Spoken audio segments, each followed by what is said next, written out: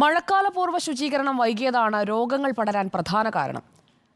വേനൽമഴ എത്തിയതോടെ കൂടുതൽ പേർ ബുദ്ധിമുട്ടിലായി.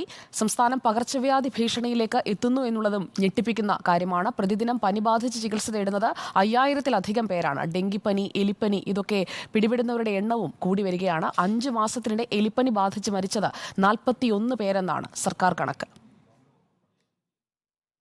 കാലവർഷം എത്തുന്നതിനു മുമ്പേ മഴക്കാല ശുചീകരണ പരിപാടികൾ തദ്ദേശ സ്വയംഭരണ സ്ഥാപനങ്ങൾ നടത്തണമെന്നുള്ളതാണ്. തിരുവനന്തപുരത്ത് നഗരസഭാ പരിധിയിൽ അത്തരമൊരു പ്രവർത്തനം നടന്നു എന്നുള്ളത് ഈ ചിത്രങ്ങൾ തന്നെ മറുപടിയായി നൽകും.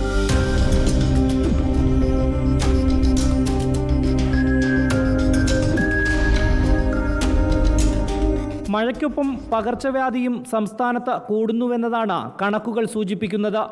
രോഗം പടരാതിരിക്കാൻ മുൻകരുതലുകൾ സ്വീകരിക്കുന്നുണ്ടെങ്കിലും പലയിടങ്ങളിലും അത് നടപ്പാകുന്നില്ല. നേരത്തെ എത്തിയ വേനൽമഴ മഴക്കാലപൂർവ്വ ശുചീകരണത്തിന് തടസ്സമായി.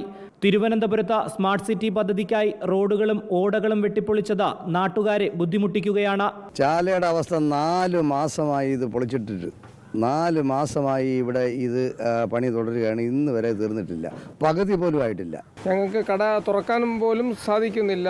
വെള്ളം കയറിയാണ് കടയ്ക്കകത്തോട്ട്. ഓടകൾ കൃത്യമായി ശുചീകരണം നടത്താത്തതിനാൽ കൊച്ചിയിൽ വെള്ളക്കെട്ട് രൂക്ഷമാണ്.